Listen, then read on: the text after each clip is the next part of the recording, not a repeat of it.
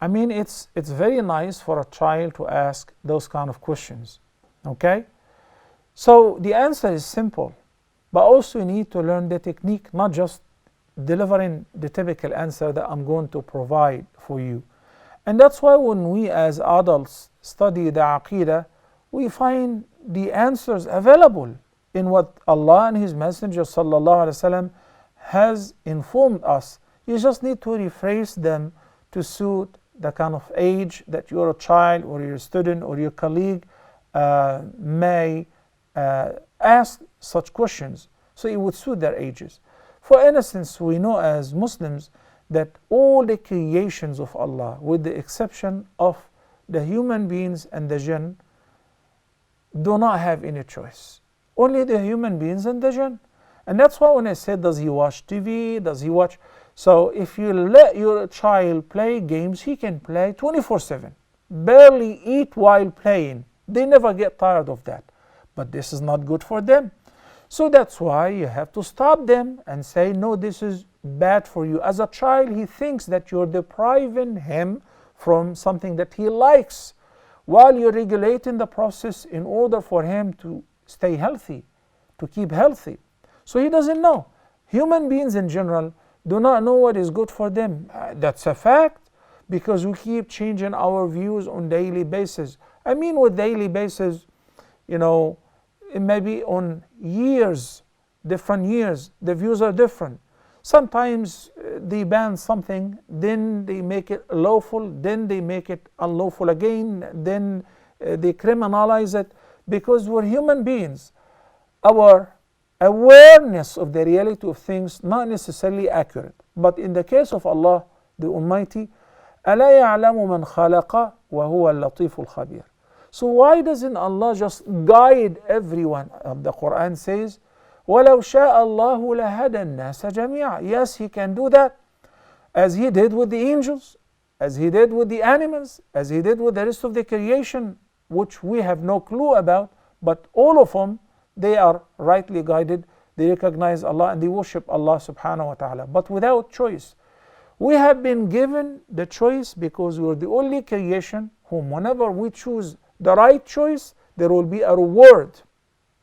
And then when the person deliberately makes the wrong choice, despite all the warnings and the reminders, Fir'aun, Allah sent to him Musa alayhi salam, and he spent decades preaching him. And Fir'aun simply claimed that he is the creator himself. So he is lying, and he knows he is lying. And those who are around him, they know that he is lying. They are not believing him, they know that he is lying. وَجَحَدُوا بِهَا وَاسْتَيْقَنَتْهَا أَنفُسُهُمْ ظُلْمًا وَعُلُوًّا. The Quran says that they rejected the signs of Moses even though they were certain that Moses was a prophet. In this case, it's typical to be punished after giving you chances after chances after too many years. It is true, if Allah wanted, He could have guided him, but He gave him the choice. He gave all of us, all the human beings, the choice. If you make the right choice, you will be rewarded. So why do we supplicate to Allah if Allah knows our need? Why doesn't He just deliver it and that's it? Imagine if all of us would like to be as rich as Bill Gates. Then where can I find a plumber to fix my plumbing? Where can I find a driver or a maid or somebody to bake the bread or pave the roads? So the life of this dunya is in heaven. It's a matter of test. Allah the Almighty made some above others, and He tested people with wealth and others with poverty. He tested some people with health and others with sickness and weakness, in order to see how are we going to perform in this life. What are we going to do? لِيَبْلُوَكُمْ أَيُّكُمْ أَحْسَنُ عَمَلًا. Then I shift him to look what is going to happen after the short and brief life is over. When inshallah as believers, and we did whatever we can do to please the Almighty Allah, and we abstain from whatever He has prohibited for our own virtue, then look what Allah has prepared for the good people in paradise. You have to break it down and simplify it to Him. He can answer whatever we ask, but He only answers what is good for us. because also the Quran says sometimes a person makes dua or prays and he asks for something bad for him, wrong for him. وَيَدْعُ الْإِنسَانُ بِالشَّرِّ دُعَاءَهُ بِالْخَيْرِ وَكَانَ الْإِنسَانُ عَجُولًا.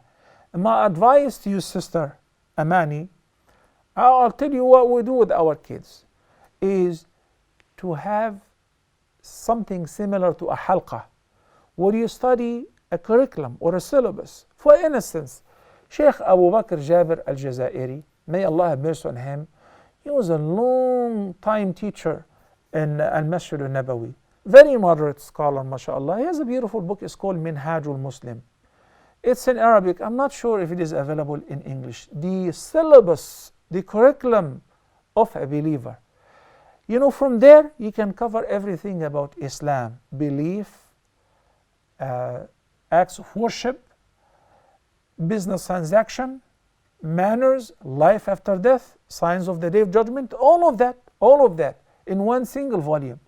If the person were to study this book, inshallah, it will clarify a lot of things.